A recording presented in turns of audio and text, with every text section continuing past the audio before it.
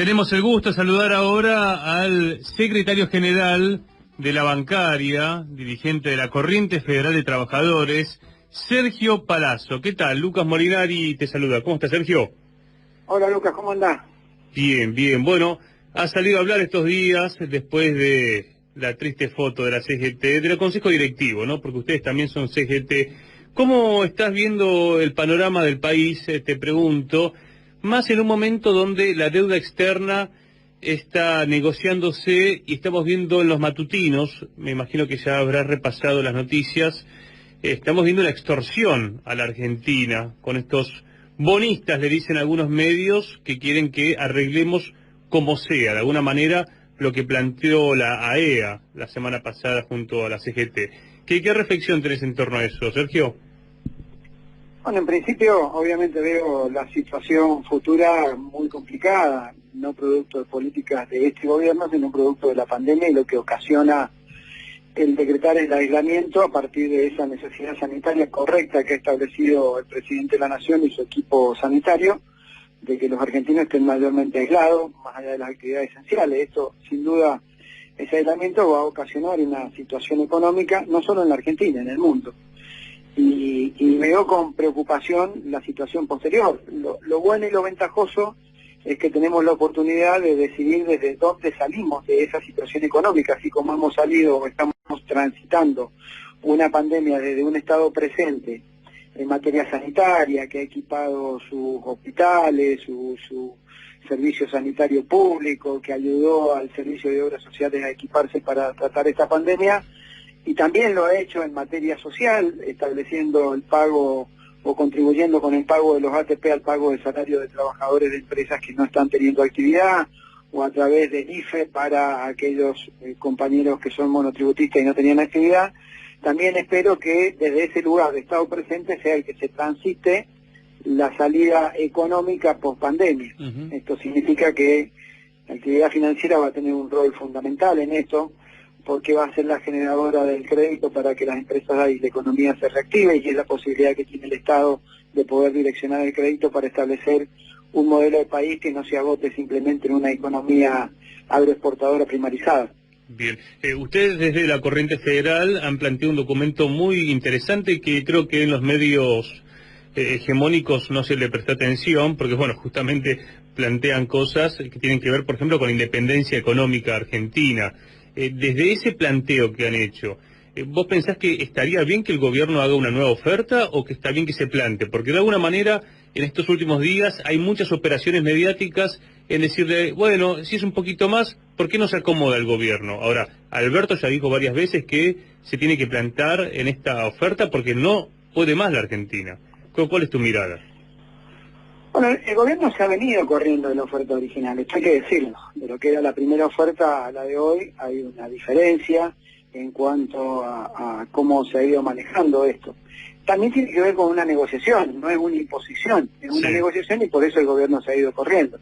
Ahora bien, quien tiene la llave de saber positivamente desde la política y particularmente de los números de las arcas del Estado, del presidente, para saber y decir cuál es el último esfuerzo o no el último esfuerzo. Si el presidente dice que este es el último esfuerzo y que no se puede pagar más, hay que suscribir ese pensamiento y acompañarlo en esa decisión. Creo que él, más que nadie, con todo el tablero de comando sobre la mesa, es el que define cuál es la última oferta a partir de la recaudación del Estado, de la probabilidad de pago y de la probabilidad de pago en el marco de una pandemia, porque lo que tienen que entender los inversores es que no en Argentina, en el mundo, o particularmente en gran parte del mundo, hay un triple default, el de los hogares que no pueden pagar sus cuentas, sus servicios, tienen que recibir asistencia del Estado. Argentina no es el único país que está imprimiendo moneda, lo están haciendo varios países, inclusive por sugerencia del Fondo Monetario. Está el default de las empresas, que no pueden asumir su responsabilidad y requieren de los estados para que los ayuden para continuar. Y está el default institucional de los estados, que no pueden pagar sus servicios externos de deuda externa. Entonces, en ese marco, aquellos que arriesgaron irresponsablemente en un plan de gobierno de Macri, casi como un aporte de campaña para lograr que Macri estuviera 4 años más en el poder y no pudieron, tienen que hacerse cargo de esas dos cosas, de que hicieron una inversión arriesgada al límite de que termine siendo un aporte político para la campaña de Macri, y tienen que hacerse cargo de que la realidad en el contexto mundial es absolutamente diferente a una realidad en una situación normal donde uno puede hacer una previsión de qué puede pagar desde otro lugar, que es el crecimiento de la economía, y no desde el lugar de recuperar la economía de la caída que ha tenido producto de la pandemia. Claro, la pregunta es si son bonistas o inversores o son buitres que están teniendo una disposición geopolítica sobre Argentina. ¿Se puede entender en ese contexto? Mira, yo creo que todo el que arriesgó, de la forma en que arriesgó en Argentina, con un plan absolutamente inviable como el que tenía Macri, no se puede considerar un inversor que sanamente haya dicho, uy, qué bien, Argentina, voy a ir a invertir. No, vinieron a especular y a jugar una timba que te puede salir bien o te puede salir mal, y son las consecuencias de jugar en este tipo de negocios. Es lo mismo que si vos o yo tuviéramos plata y decidimos, mira, vamos a comprar el kiosco de la esquina. Che, pero en el kiosco de la esquina no hay barrio. Es decir, hay un kiosco que está en la esquina de tu casa y la mía, pero son las únicas dos cosas. Es decir, si vamos a comprar nosotros dos, entonces ¿para qué vamos a poner un kiosco? ¿O para qué vamos a invertir en un kiosco que sabemos que no va a funcionar? Bueno, lo mismo es así. Si sabés que no va a funcionar, porque no hay posibilidad de recupero de ese dinero en los términos de tasa, de plazo, y en las condiciones que se entregó, que terminó siendo nada más que para gasto corriente, no para infraestructura, bueno, también tiene que hacerse cargo el riesgo del inversor, porque si no, ganan cuando el país tiene dólares para fugar y que se lleven los dólares producto del pago de los intereses y la deuda, y cuando les toca perder, socializan la pérdida con el pueblo argentino. No es así la cosa. Sergio Palazzo, tema bancos. Sé que estoy viendo una declaración de octubre, en plena campaña de Alberto Fernández, que fue un mensaje fuerte que dio, que él dijo, vamos a dejar de pagarle a los usureros, y hablaba de las LELIQs, que es esta herramienta que generó el gobierno de Mauricio Macri. Viendo los últimos meses de los bancos, sigue el tema de las LELIQs. ¿Por qué no se puede cortar con eso? Lo que pasa que eso hay que medirlo en términos, igual cuando te preguntan qué valoración haces de la gestión del gobierno. Y no podés hacer ninguna si tenés que ser justo, porque en enero acomodaron quiénes eran el gabinete, en marzo empezaron a revisar el desastre que había dejado el gobierno anterior y cómo salir, y en marzo se declaró una pandemia mundial.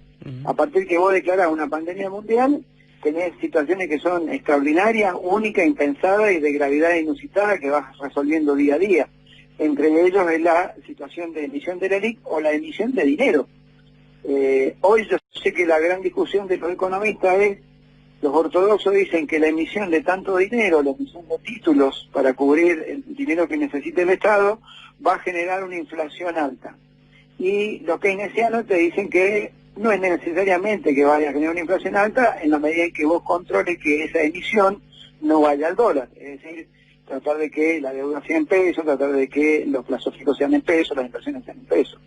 Bueno, yo agrego más en el segundo concepto, porque en el primero ganó emisión de dinero durante el gobierno de Macri los 2 últimos años, te diría que casi existió porque era el compromiso con el fondo limitar la emisión. Sin embargo, la inflación fue del 54% sin emisión. Claro. Creo más que se ha tomado una decisión de sostener el tema de la LELIQ para poder juntar fondos junto con la emisión que sean necesarios para cubrir y atender las necesidades de las arcas del Estado, que por un lado ha caído sensiblemente su recaudación y por otro ha crecido su gasto a partir de tener que cubrir socialmente los gastos que ocasiona la pandemia y el aislamiento obligatorio.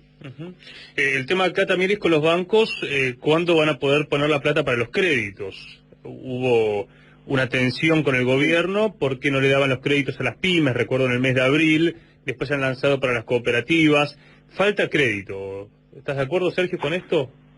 Yo creo que esta es la gran discusión de la salida económica de la pandemia, o la pospandemia, como quieran llamarla, ¿no? Bien. Que es hacia dónde va el sistema financiero argentino, que tiene que tener un rol preponderante en la recuperación de la economía argentina en la pospandemia. Está claro, vos tenés hoy 3 grandes niveles de ingresos en los bancos que tienen. Por un lado, las posiciones en dólares cuando hay devaluaciones, ya sean en billete o en propiedades que cotizan en dólares, construyen grandes torres en Puerto Madero, en todos esos lugares caros. Tiene una segunda imposición que tiene que ver, un segundo nivel de ingreso que tiene que ver con los títulos, y en función de cómo fluctúa la tasa es si están en títulos, están en posición en dólares, y tiene una tercer pata que es la banca tradicional, tomar préstamos para dar préstamos y cobrar comisiones por algunos servicios que se brindan, que es el cuarto ingreso pero menor. Yo creo que hay que redefinir el rol del sistema financiero y ponerlo como factor preponderante a su función original, que es tomar depósitos y dar préstamos. A partir de ahí, los otros negocios deberían ser secundarios. Pero mientras exista una política o una economía a nivel global de financiarización de la economía, que significa que vos tenías, en los años 80 vos tenías el mismo Producto Bruto Interno de Producción, era similar al Producto Bruto Interno de Financiamiento. En la actualidad es 4 veces mayor el Producto Bruto de Financiamiento, y si le agregás los derivados financieros, que son acciones, fondos de inversión no regulados y demás, son 12 veces. Quiere decir que lo que producía sigue siendo lo mismo, y financieramente es armar una burbuja de dinero por otro lado. Bueno, ese esquema tiene que cambiar y recobrar una banca tradicional que tome crédito y preste plata. Esa es la gran discusión. ¿Hace falta una nueva ley de entidades financieras o esto se puede ir regulando con política concreta, escuchando la palabra del sindicato? Porque esto ustedes lo vienen planteando, me consta, hace mucho tiempo desde el Banco Central. Mirá, yo creo que hay que, por un lado, modificar la ley de entidades financieras que establezca con claridad qué puede hacer y qué no puede hacer un banco, ¿no? Y segundo, determinar qué es un banco, porque hoy aparecen jugadores como las fintech o las big tech, como en el caso del Mercado Libre, que alteran lo que sería el mercado financiero en la Argentina, porque participan desde un lugar donde no tienen costo de regulación, no tienen costo de salario bancario, en una situación, te diría hasta ilegal en algunos casos, porque la toma de ahorro público está penado por la ley, solamente lo puede hacer un banco, un delito penal tomar ahorro público, y algunas de esas empresas lo que hacen es tener ahorro público para prestar plata. Entonces sí tiene que haber un cambio en la ley de entidades financieras, pero previamente el Banco Central también puede hacer acciones para corregir esa inequidad que se genera en un mercado donde nadie controla y nadie sabe qué tasas pagan. El otro día hablaba con alguna autoridad del Banco Central y me decían que han encontrado en las inspecciones que hicieron en la FinTech tasas siderales que le han cobrado a la gente por préstamos que le han dado. Bueno, es hora que los controlen y que le digan que son bancos, cosa que estén regulados por la normativa del Banco Central. Muy claro. Ahora, este tema es central. Sin esto, el gobierno, ¿cómo avanza? Porque toda la problemática que tuvimos en la cuarentena, que todavía sigue siendo compleja, el IFE que se paga por bancos privados, algunos que uno desconocía, pero que aparecen pagando el IFE. Uno dice, ¿por qué esto no lo paga todo la banca pública? Eso te hago una pregunta, digamos, para entender. Y después el tema de, bueno, cómo llega a los barrios populares, porque la realidad es que, en los barrios se usa efectivo todavía. Bueno, ¿cómo se genera un sistema financiero que realmente dé acceso a las mayorías? Mirá, había un muy buen proyecto de Carlos Heller, que era la universalización del sistema, que todo el mundo tuviera una cuenta, ¿no? Que lo impulsó a finales del 2013, 2014, por ahí, pero el gobierno no tenía la fuerza necesaria parlamentaria como para sacarlo, así que yo creo que habría que recobrar ese servicio universal que planteaba Carlos Heller en su proyecto, por un lado. Por otro lado, yo creo que al revés, mirá, yo creo que no hay que concentrar el pago de lo que sería el IFE y otras actividades o servicios de la seguridad social solamente en la banca pública, porque si no, vos le tirás un cúmulo de gente imposible de atender, donde la gente se siente molesta porque no se la termina de atender, y terminás haciendo de la banca pública solamente un centro de pago de jubilados, pensionados y planes sociales, cuando en realidad la banca pública puede ser el rector del sistema financiero de hecho, y puede regular el mercado de hecho, la tasa de hecho, por la potencialidad que puede tener de participar en la actividad privada, que si la deja de lado a la actividad privada, digo, de tomar depósitos del sector privado, hacer inversiones con el sector privado, todo eso, si la deja de lado únicamente para atender lo estrictamente la seguridad social, ese campo se lo deja libre al sector de la banca privada, que no acepta, en algunos casos, hacerse cargo de la carga pública que significa pagar la seguridad social.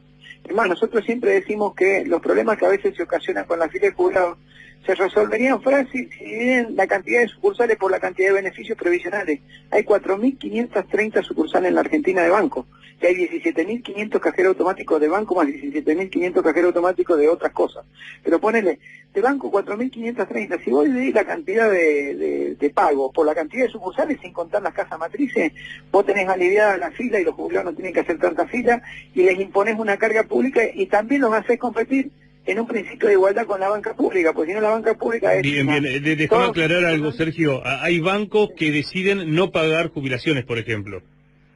Sí, porque vos tenés que inscribirte para eso en el ANSES tienen para pagar jubilados, pero hay bancos que no se inscriben porque a mí no me interesa, o hay bancos que por ahí tienen a algún grupo de jubilados, ponerle o AUH que pagan, y te dan una atención que te terminás yendo precisamente porque lo que buscan es que te vayas, porque no les interesa ese target, como dicen ellos, de clientes en sus sucursales porque buscan otra cosa.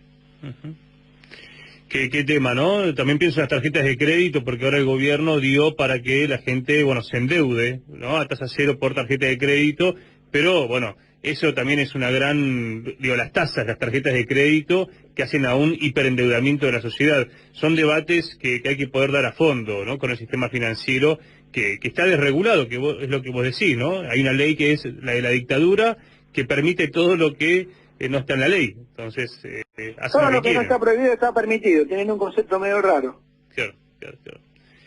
Bueno, ¿y pensás que esto el gobierno va a avanzar? Digo, uno entiende que si esto no avanza es nodal para la industria, por ejemplo. Sergio, digo, el tema del crédito se habla de 18% como una buena tasa, pero también hay empresas que, ¿cómo lo paga? Va a tener que estar el Estado. Sí, no es tan solo el crédito, son componentes varios, vos tenés que mirar la tasa, el porcentaje de inflación, en función de eso la tasa de crédito, las garantías, porque los bancos en principio beneficencia no hacen, aunque sea banca pública, y tiene que tener un margen de rentabilidad porque si no termina fundiendo el sistema financiero. Sí. Entonces, si no le da garantía de que el sistema es mínimamente rentable, lo que tenés que hacer es por ahí acotar la rentabilidad en función de ponerle funciones específicas a los bancos.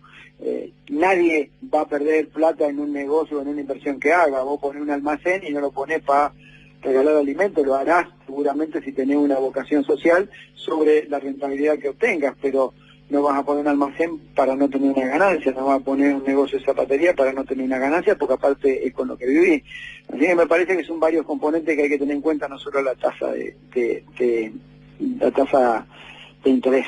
Bien, finalmente te pregunto, CGT, se ha abierto un gran debate, desde la corriente federal piden, bueno, que se convoque. Las elecciones ya estarían postergadas porque el 22 de agosto se tendrían que haber hecho, ya la fecha está tirada para adelante. ¿Cómo ves ese debate? Mirá, tendría que haber habido elecciones en agosto, como bien decís, por el tema de la pandemia se han suspendido todo tipo de asambleas, congresos, plenarios hasta el 30 de septiembre y posterior a ello hay que cubrir los pasos legales para cubrir esos cargos que calculo que termina cayendo en marzo del año que viene. Ahora bien, mi opinión personal, no lo he debatido con otros compañeros ni nada, es que si el gobierno, como parte de su estrategia post-pandemia, necesita y requiere que todos los actores sociales estén sentados en un Consejo Económico y Social, que es el que el presidente ha hecho mención varias veces, se necesita de una CGT y de un movimiento obrero unificado y legitimado. Uso dos palabras, unificado y legitimado, porque la unidad va a traer un principio más acorde para el consenso. Y legitimado porque hay que decirlo, por más que no duela, los que somos parte de la CGT no estando en el Consejo Directivo. Hoy ese Consejo Directivo está diezmado, es un grupo de compañeros que está ahí en la CGT, que tiene un mandato que se vence y que van a estar con un mandato prorrogado y que además hace rato que más de un tercio de esa CGT se terminó renunciando y yendo, además de los espacios que no conformábamos o integrábamos el Consejo Directivo, además de las dos CTA que están dando vueltas. Si hubo para la post-pandemia, que es una situación, vuelvo a decirlo, de mucha gravedad salir de esta situación, vas a requerir desde el poder político todo el consenso suficiente y la amplitud suficiente para alcanzar acuerdos que hagan que la Argentina salga de lo traumático que es la vida o la muerte, la economía post-pandemia. Bueno, me parece que tendría que haber un gesto en el cual los compañeros de la CGT convoquen a esta discusión para poder encontrar una síntesis en el momento de sentarse. Si no, seguirá siendo un tercio y medio, 2/3 de los sindicatos que estaban originalmente en esa conducción los que se sienten. Bueno. Quedó para la historia tu discurso en Obras aquel 22 de agosto del 2016. Sí. Le cantaste las 40, pero ya sabía lo que se venía, digo, y no porque tenía la bola de cristal, porque ya se había hecho una caracterización clara de por qué había venido Macri, ¿no? fue un momento difícil, estaba claro que cuando fue ese congreso, Macri acababa de vetar la ley antidespido que nosotros como movimiento obrero le habíamos pedido al Parlamento y que ya había sido votado por todos los bloques de la oposición. Y la verdad que ese fue el punto de inflexión donde uno se planta y dice, está claro por lo que viene. Si te vetan una ley antidespido, ¿por qué van a despedir? Está claro porque los conocemos cuál es la política que vienen a desarrollar y en el primer acto que tienen la ejecutan, que es invalidar la posibilidad, porque no era una ley antidespido in eterno, no era por 90 días, era porque estaban habiendo despidos, suspensiones. Entonces, me parecía que en ese tiempo había dos cosas. Uno, que la CGT tenía que abocarse a tener un programa que al día de hoy no lo tiene y que es su gran deuda. Y el segundo era que había que tener una política de confrontación con el gobierno de Macri, no solo desde lo ideológico por lo que venían a hacer, sino porque lo que acababan de empezar a hacer, que era los despidos rápidamente, ¿no? Y haber vetado, con lo cual también ese discurso de que venían a recuperar las instituciones, la argentinidad al palo, más o menos, lo daban por borda a los 30 segundos, vetando una ley del Congreso. Entonces, no era ni gobierno de consenso, ni gobierno antigrieta, ni gobierno que venía a mantener lo que tenía y estaba bien y que iba a mejorar lo que estaba mal. Era un gobierno que venía a depredar lo poco que quedaba de la Argentina y, si es posible, eliminar la resistencia social para avanzar más rápidamente en eso, ¿no? Así que bueno, ese discurso tuvo que ver con eso. Bueno, está claro que hubo un principio en el que uno no es que sufra las consecuencias, pero el poder te hace sentir las consecuencias de lo que vos decís y haces. Y el gobierno de Macri a los bancarios nos los hizo sentir, nos quitó fondos, nos quitó aporte, nos llenó de inspecciones de la FED, nos llenó de inspecciones de la superintendencia. Bueno, teníamos dos opciones: agachábamos la cabeza o la levantábamos y seguíamos adelante, y eso es lo que hicimos. Yo me siento orgulloso de eso y orgulloso de haber transitado ese camino con los compañeros de la Corriente Federal. Sergio Palazzo, te agradecemos la charla con Gráfica. No, gracias a ustedes, hasta luego. Muy bien, Sergio Palazzo, titular de la bancaria. Diferentes temas que hemos charlado: sistema bancario, clave para el futuro de la República Argentina.